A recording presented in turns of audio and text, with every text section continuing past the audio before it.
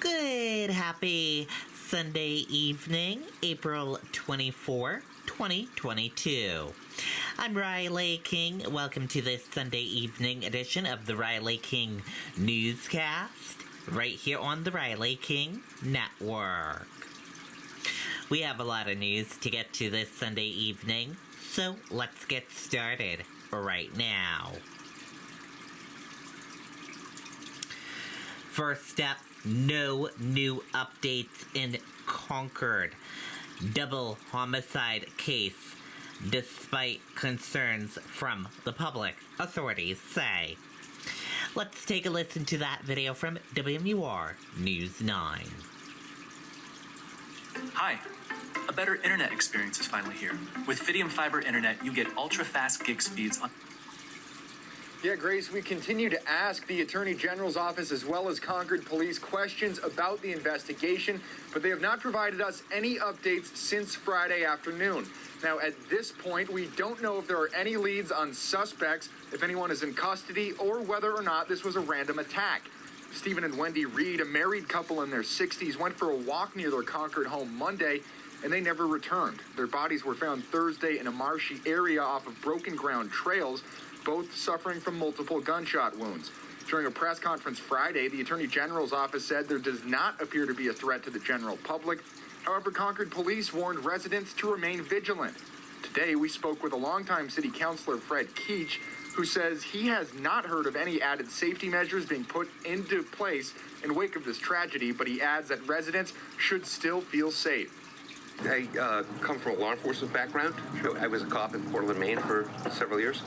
And it's very unusual that a victim of homicide doesn't know the assailant.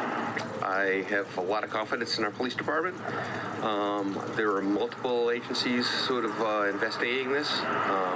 So it's got the community's full attention. What we can tell you, there is no longer a scene at the broken ground trails. Authorities were out there all day Saturday combing through the marshy area for any further evidence. That is not the case today. So at this point, obviously, a lot of questions remain. Live in Concord tonight, Scott Cook, WMUR. Okay, and there you go on that video and that report.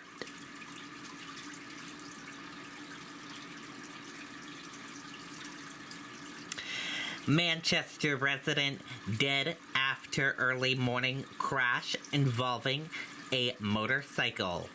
Let's take a listen to that video from WMUR News 9. Hi. A better internet experience is finally here. With Fidium Fiber Internet, you get ultra-fast gig speeds on a... Breaking news out of Manchester. A motorcyclist is dead. His passenger left with serious injuries after an overnight crash. This happened at the intersection of Elm and Merrill Streets. City police say shortly after midnight, a Nissan truck and motorcycle collided, killing the 31-year-old motorcyclist, sending his 30-year-old passenger, a woman, to the hospital. The driver of that Nissan truck was not hurt. You're looking at video here that was shot by WMUR's own Jacqueline Thomas. She was on her way home from work when she came upon the scene, saw the police cruisers and the EMTs arrive. That section of road was closed for several hours overnight. Manchester police are also confirming another crash, this one in the area of Willow Street late last night. They tell us New Hampshire State Police are the lead agency on that investigation. Okay, and there you go on that video and that report.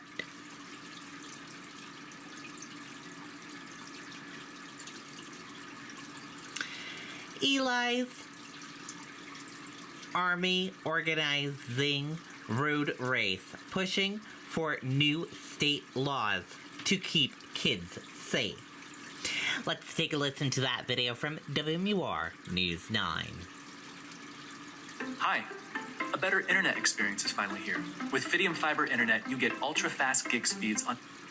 MJ Morrison is the non-biological aunt of Elijah Lewis, the 5-year-old boy from Merrimack who went missing last fall and was later found dead, buried in a small Massachusetts town. Now MJ is the leader of Eli's Army, a group of people fighting in his memory. It's still growing, and everyone is still, supporting him and his loved ones so much right now. MJ says the group is in the process of organizing a 5K road race for the fall. The purpose of that race is to provide funding for an even bigger project, building a playground sandbox in Elijah's honor. Eli loved playing in the dirt with his cars and trucks. So we're doing a sandbox that will have, actual trucks there for the kids in the area to play with. Eli's Army is also fighting for change in the form of the Elijah Lewis law. MJ is looking for sponsorship in the legislature to help change some DCYF policies to state law, which would require them to act in certain circumstances. For example, if a child is missing from school for more than 1 month or misses pediatrician appointments, MJ says DCYF must confirm that the child is safe before closing any assessment. They have to do that technically, but they're not following up on it. And that's how kids are falling through the cracks. Both initiatives are in their very early stages. MJ says they still need to get approval from the town of Merrimack for that sandbox, which they hope to build in the Veterans Park area. They're also hoping some businesses will step up to sponsor October's road race and help keep Elijah's memory alive. I am just beginning my fight for so many kids out there. I feel like we have so much more work to do. In Merrimack, Jason King, WMUR News 9. Okay, and there you go on that video and that report.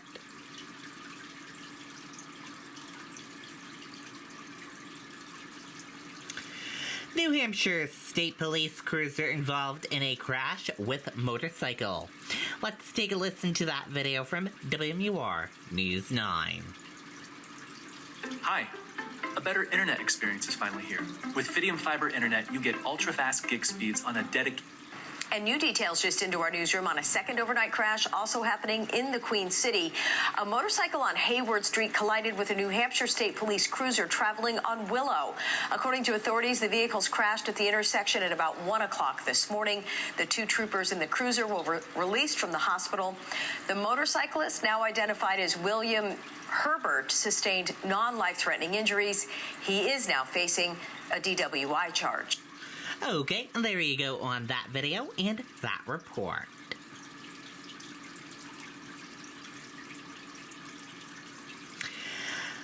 Firefighters battle a fire at a Plastow home. Let's take a listen to that video from WMUR News 9. Hi. A better internet experience is finally here. With Fidium Fiber Internet, you get ultra-fast gig speeds. New at this hour, the residents of this home are safe this morning after the quick actions of the Plastow Fire Department. The blaze on Middle Road was first reported last night just before 10 o'clock. Crews were on scene within 5 minutes of the call and were able to contain the fire to part of the second floor.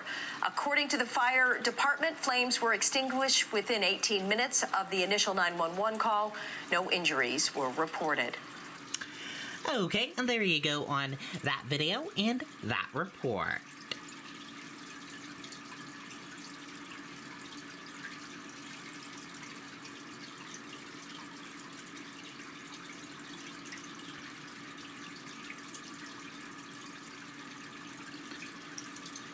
Mass shooting in Washington. Let's take a listen to that video from ABC News. We do move on now to the mass shooting in Washington, D.C., putting crime and gun violence once again in the national spotlight. At least 4 people were shot Friday, including a 12-year-old girl, when a gunman opened fire with a rifle from what police describe as a sniper-style nest in his apartment.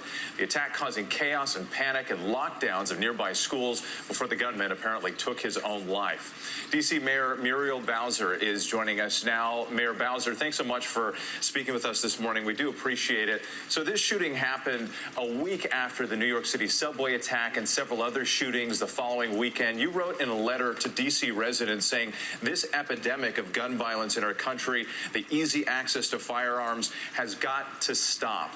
What do you say to people in your city who are concerned about their safety now? Well, we think this gunman may have purchased these firearms legally in our neighboring state in Virginia. The police posted the arsenal that he had in an apartment in Washington, D.C., an apartment that overlooked a school. We know that he was randomly shooting, a sniper shooting down on a public street towards his school. So when I was on the scene talking to terrified parents waiting for their children, I know that too many elected officials, whether it was in Florida or in Sandy Hook Elementary School, have had similar conversations. We got very lucky that no one lost their life, but we know we have to not make it so easy for people to get high-powered weapons that can shoot off 100 rounds in a matter of seconds. So on that note there, D.C. has some of the strictest gun laws in the country, yet your city has had a 25% increase in violent crime over last year. Homicides were up several years in a row. What is driving this spike in crime? How do you plan to address it? Well, that's a question for all of us across the nation. We know that COVID has upended a lot of our public safety ecosystem, from our courts to our supervising agencies to prosecutions for crimes to access to services. And we know that people across the country are living on the edge and are suffering from anxiety, depression, and have untreated substance abuse issues. So there's a lot that we have to work on to get back to normal, but we can't take our eye off of illegal guns and guns purchased legally. You asked us about our gun laws in the district. It is true that we have a very significant firearm restrictions, especially when it comes to handguns, but we can do virtually little to stop someone who purchases a gun legally in Virginia or Maryland or anywhere in the I-95 corridor and bringing those guns for mass destruction in our city. Mayor, we don't have a lot of time left, but I don't have to remind you of the politics here. You know, there are critics out there who lump big city mayors, local leaders together, saying this is what happens when governments don't support the police or are soft on crime. How do you respond to that criticism? Well, I think that in the district, everyone knows that I have been a forceful proponent of making sure our police have everything that they need, including a proposal this year to get us back to our hiring strength that I think will allow our police to respond to every part of the city. Our First Amendment demonstrations that we are responsible for supporting as well. And all of the people that come to the nation's capital to address or redress the federal government. Our police department is unique in the American system in that regard, and that's why it's so important that it's fully funded. Well, it is certainly a nationwide concern. Mayor Bowser, thank you so much for your time this morning. Well, hey there, GMA fans. Okay, and there you go on that video and that report. And that does it for this evening edition of the Riley King Newscast, right here on the Riley King Network. Thank you for tuning in and watching. Have a great evening. Good night and goodbye.